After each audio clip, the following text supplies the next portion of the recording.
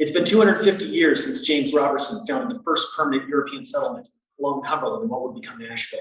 But as the chapters in this book reveal, that period is just a tiny portion of our shared archaeological history. Nashville's deep past is an amazing collection of often overlooked stories that include Ice Age animals, ancient mounds and villages, antiquarians, archaeologists, and most importantly, the cumulative legacy of more than 13 millennia of Native American lives. Much of that past has been erased during the last century of urban and suburban growth, but so long as sites persist, there remains hope. With appreciation for and acknowledgement of the past, concerned citizens, the preservation community, developers, government organizations, and archaeologists can all work collectively, building towards Nashville's future while preserving and respecting what came before. So, we stand here and sit here today at Travelers Rest, and this site is the great exception to that. This legacy of site destruction that I talked about earlier that sort of forms this thread throughout the book. Parts of this site have been destroyed, but a large part of it remains preserved and protected.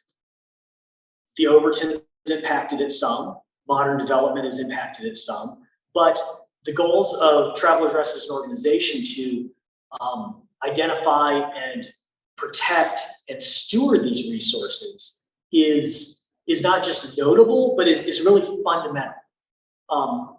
This is the last intact Mississippian village in Davidson County.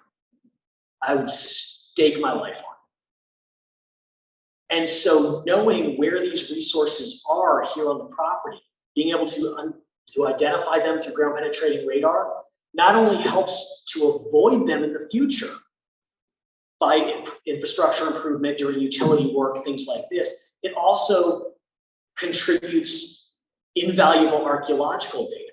We've been chipping away at the Mississippian period, one bridge footing or one subdivision site at a time. And this presents an opportunity to actually see, using modern technology, how a site is laid out, how it fits together, and to have it protected for the future.